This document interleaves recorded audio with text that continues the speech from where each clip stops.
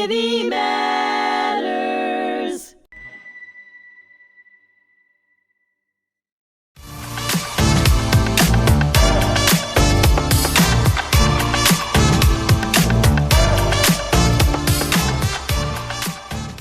Welcome and thank you for joining me at hmTV, a video and podcast platform of Holocaust Memorial and Tolerance Center. A sincere thank you to Bernie Fershpan, executive producer of the podcast, for inviting me. My name is Sherona Varulkar. I am your host, and I am here with the new podcast series, Voices of Diversity, a dialogue of race and culture and community, and bridging differences between them. Today, I have a very special host, and I hope you will join me on this journey to invite him. An amazing person, and I hope this will be more than one time that we will be meeting him. He has over 25 plus years of experience in global advocacy for Jews. An interesting person, an amazing speaker, and an amazing leader. I would like you to meet Nissim Reuben. Thank you for coming here today, taking the trip, and being here with us to talk to us. Thank you, Sherona. Thank you, Bernie Fershpan, Vice Chairman of the Holocaust Memorial Tolerance Center. Thank you to my American Jewish Committee colleague, Eric Post, for sponsoring my visit to Long Island. Very glad to be here. We are very glad to have you here. So let me start right off at the deep end. You are the VP of API, the Asia Pacific Institute. Assistant Director. You're the Assistant Director, sorry. Yes, and that's fine. So those are big shoes to fill. And this is a very impactful agency, as I understand, within American Jewish Committee, correct? Yes. So I come from a family of dedication to the Jewish people. My great-grandfather was Dr. Benjamin Reuben. He was one of the first medical doctors in the community in Bombay then. And he was head of the Bene Israel conference. In 1923, they had a big conference in Mumbai where they decided that they will continue to work with the then British Indian government. And then later, whenever there's independence, they will work equally loyally with the independent Indian state. My father was the president of the Jewish community of Gujarat state and Magen Abraham Synagogue.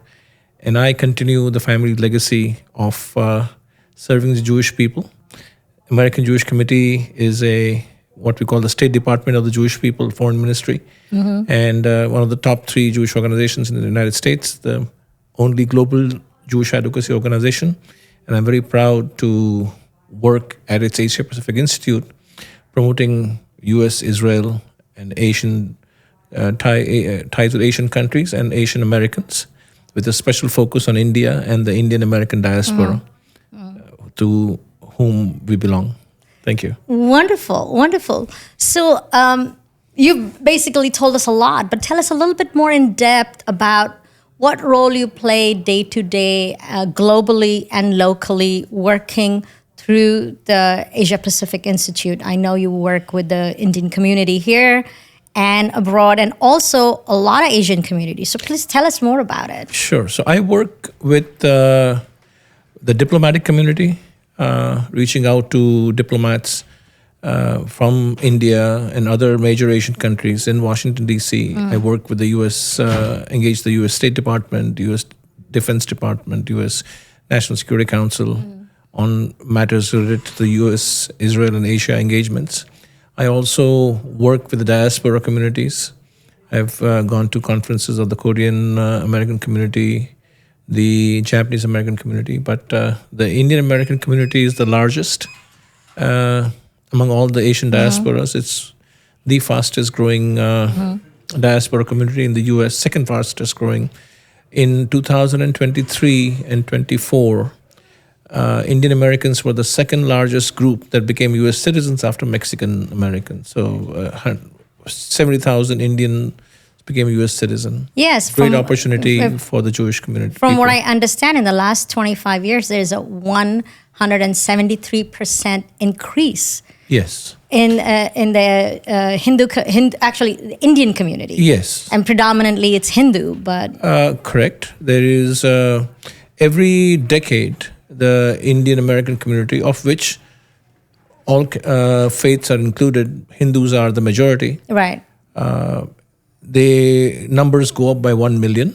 So in the 90s it was 1.5, 2000 it was 2.5. Now it's 5.5 million. And there are another 2 million Indian citizens in the pipeline waiting to become US citizens. And from what I was reading, that within 30 years or so, this number will double.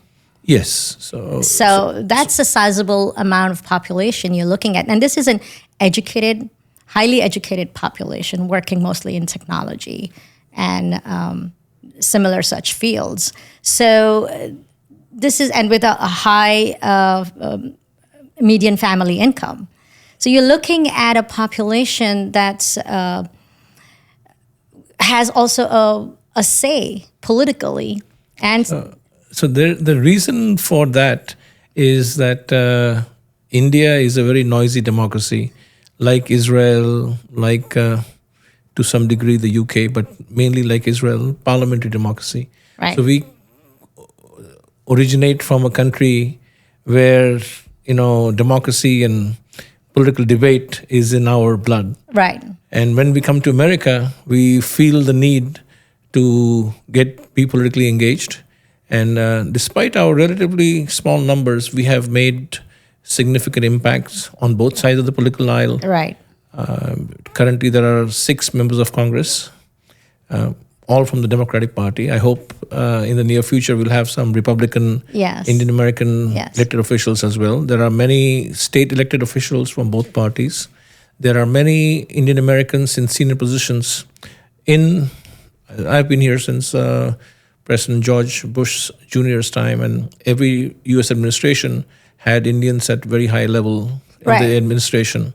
So that goes to show that the talent that we brought, America gave us the fertile soil to harness our knowledge and our skills.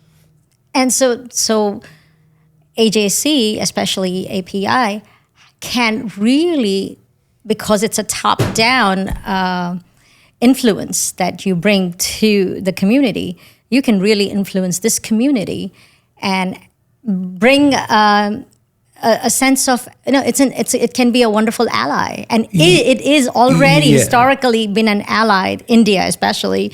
But Indians out of India in America is a different story. So we have to look at that as a subset.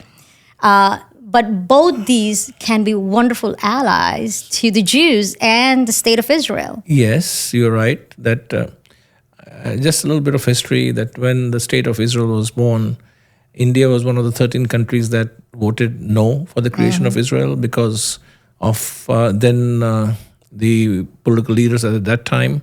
But the population of India has been very friendly to the Jewish people. You and I come from a nation, born in a nation where there was absolutely no history of antisemitism, where ancient Jewish communities thrived over 2,000 years.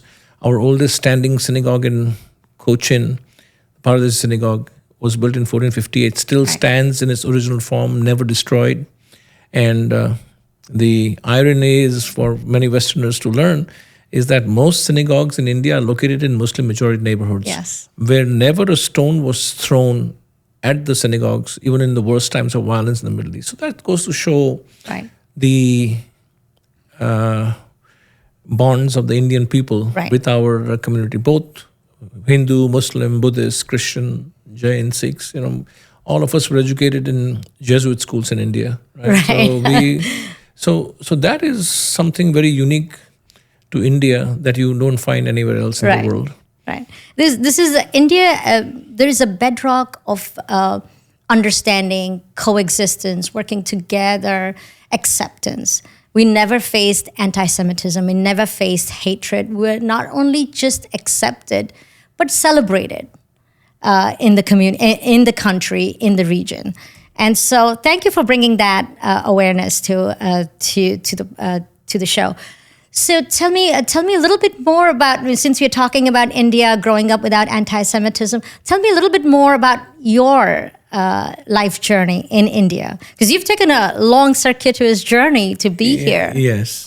So I was born in the city of Ahmedabad. Both my parents are Indian Jews. My mother is from Bombay, and my father's grandparents are from Bombay. Father is from Surat.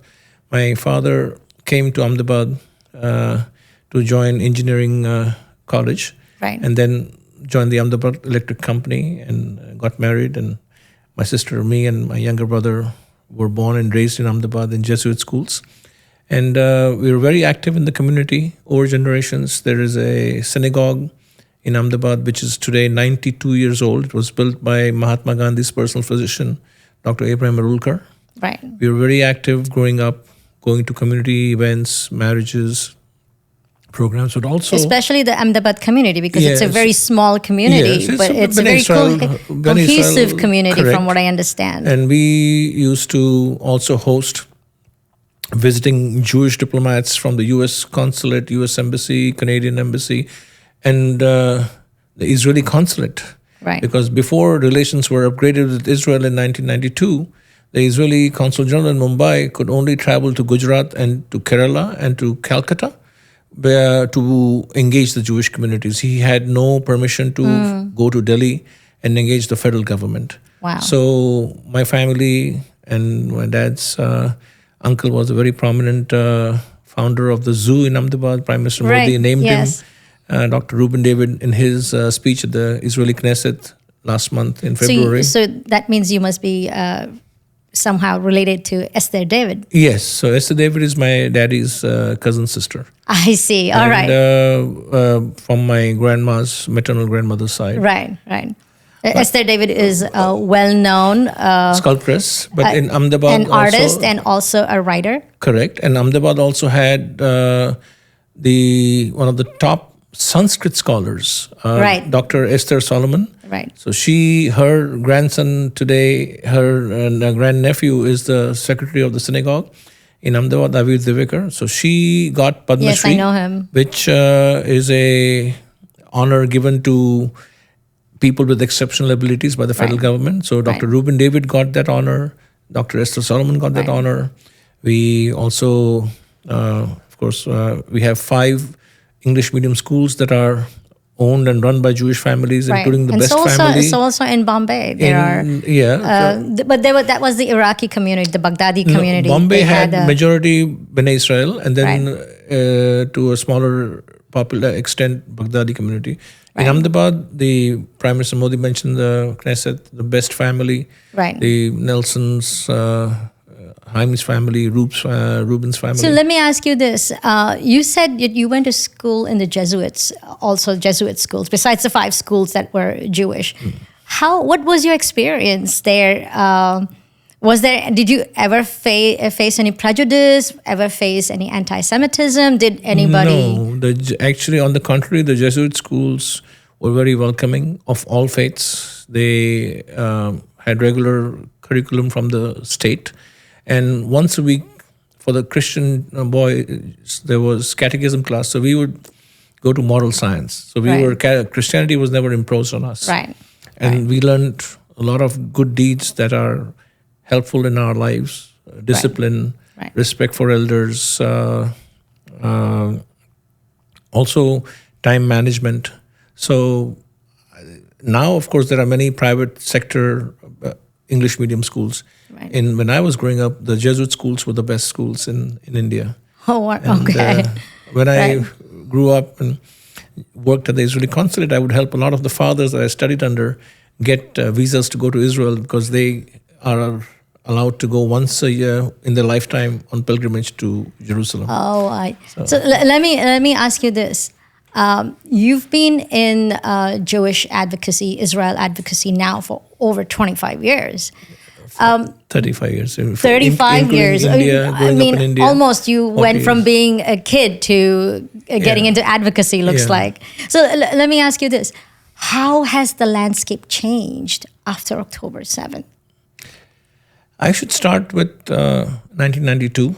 If you That's going in the, very the far back. context of India, as I mentioned, that Indian people were and will always be very friendly to Israel and the Jewish people.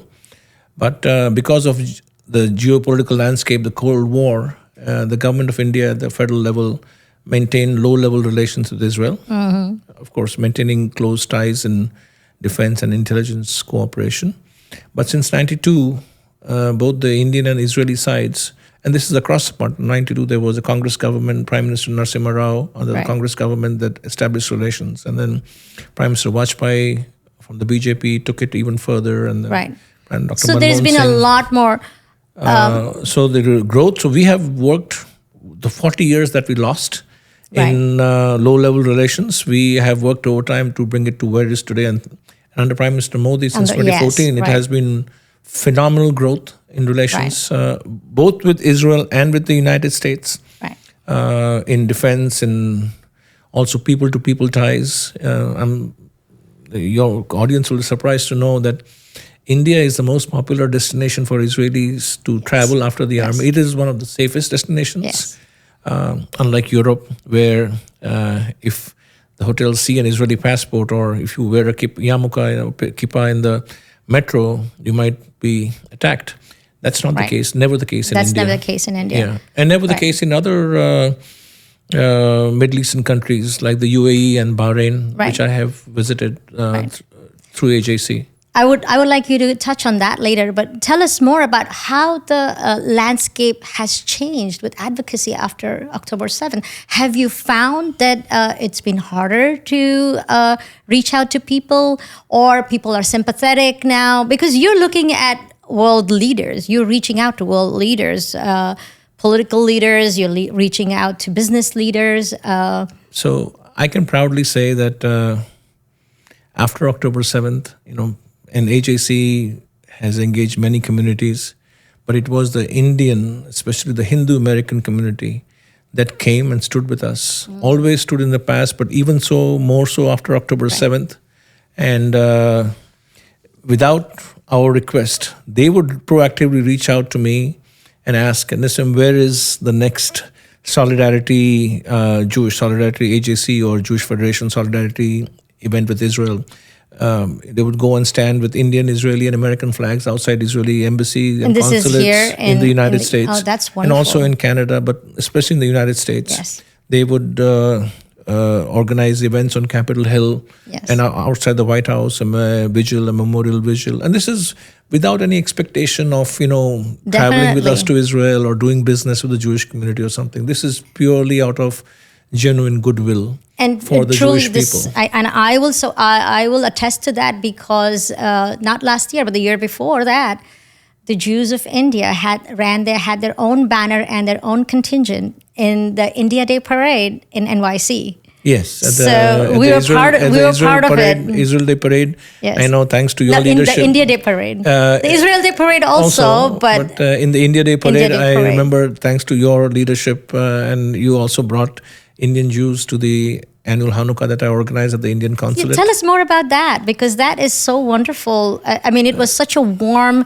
wonderful reception and an event. So the Hanukkah in our Indian Jewish tradition was started at the behest, recommendation of my late father, Benjamin Reuben.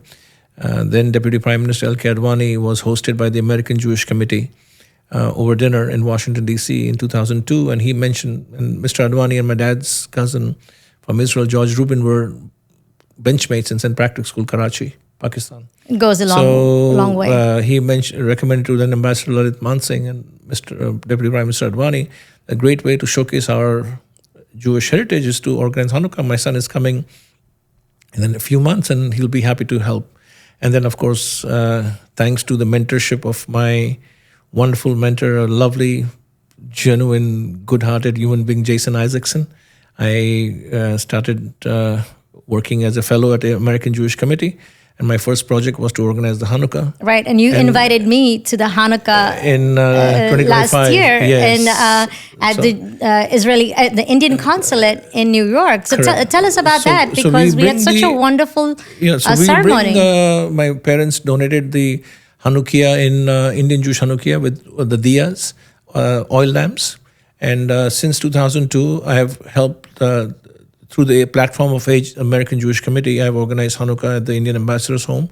And for 18 years non-stop, we organized until COVID, the celebrations stopped. But it was the second most popular Hanukkah in Washington after the White House. Since after COVID, I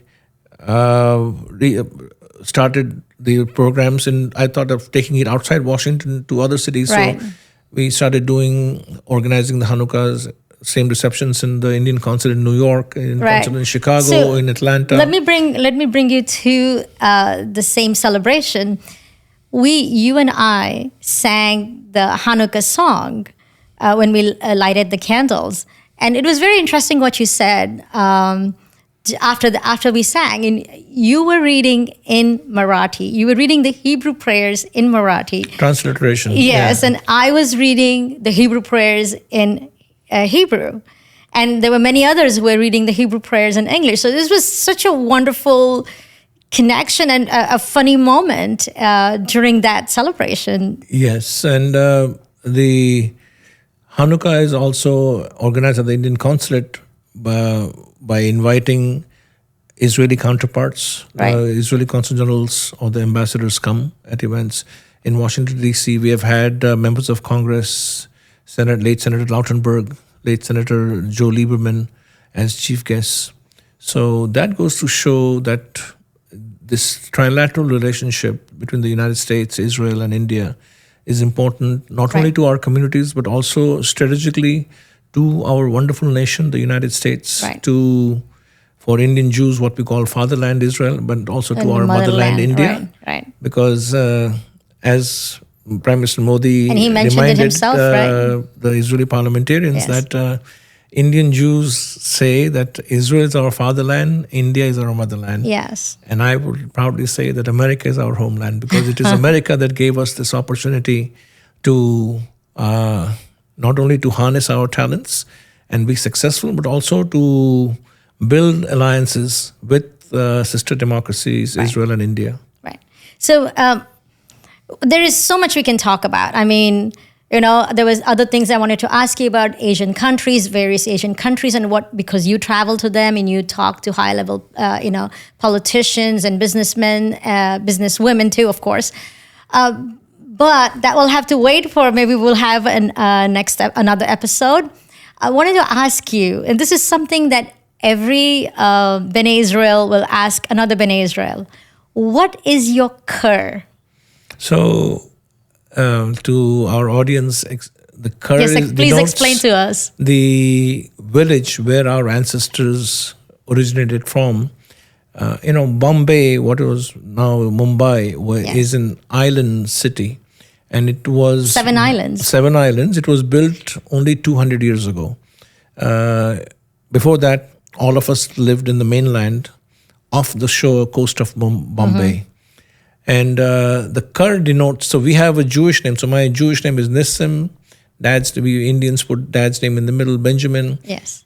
Family name Reuben. And then my Kur is Kur, because my ancestors originated in the village of Kihim. Like my ancestors probably originated from the village of Varul. Correct. Because my last name is Varulkar. Correct. And there are still few remaining synagogues, about 150, 200 years old in the villages. Yes. I made an appeal to Prime Minister Modi to ensure that as our community shrinks in India because of migration, that our Jewish synagogues and places of interest are kept for posterity. Right, for the places of worship. And not only that, not only the places of worship, but also our cemeteries. Yes. Because they are being decimated, and the synagogues some of them are in disrepair. In fact, to mention, there are about 7 synagogues in Mumbai itself. Yes. And another point to mention is that Kobi Shoshani, who was the Consul General of Israel in India, in Mumbai, he started the Heritage Route, didn't he? Yes, in part, with support of the then German Consul General in Mumbai. Kobe was really, all Israeli consul generals were wonderful, but he was like the jewel in the crown, and he's a very dear friend. We very much hope to bring him to the United States, the Indian American community. Right. He has a book, The Seven Rivers, about India, his time in India, and he started the Jewish route, promoting Indian Jewish trail in Mumbai, but also in Kerala, in Also, Cochin. other thing I must mention before we go is that the Indian Jews have received a minority status since in India. Prime Minister Modi's initiative. But on that note, we will have to end. We will have to invite you again for another conversation. The time is up, so let us say. I can just, if you give me a few seconds to please, say. Please, definitely. What I would like to do is my successful advocacy work of building, and this is again thanks to leaders in the American Jewish Committee, Jason Isaacson. Now we have Robert Pekar and Michael Feldstein, who have co-founded the Hindu-Jewish Coalition of America, is to build Hindu and Jewish American partnerships, thanks to the support of my supervisor, Shira Lowenberg. But we intend, me personally, I would like to further enhance this warm partnership between our communities across the United States, travel to different cities, and further strengthen this partnership, because let me tell the Jewish community that, I don't think there are many Jews coming to America now, but there are 100,000 Indians, majority of them Hindus, coming to the US, and they come with a lot of admiration, regards, and respect for Israel. They come because they see the Jewish community in America as gold standard by which they measure the success in American society, in academia, in business, in culture, in politics. And they will be our allies for a long, long time to come. Yes, and we definitely have to cultivate our allies because we can use every ally that we can find in today's landscape. Yes, and this is also the same is the case in Canada, the UK, Australia, other Commonwealth countries. Right. So very much looking forward to this. Wherever Indians go, they bring coexistence. Yes. Let's just say that. Well, Nissim, thank you very much for coming here, taking the effort to be here with us and sharing your views and your knowledge with us and your experience with us. Before we say adieu, I would like to invite you, our viewers and listeners, to like, subscribe, advocate, donate, and support our programming. Please join us and be a part of this effort to make this world a better place. And thank you again.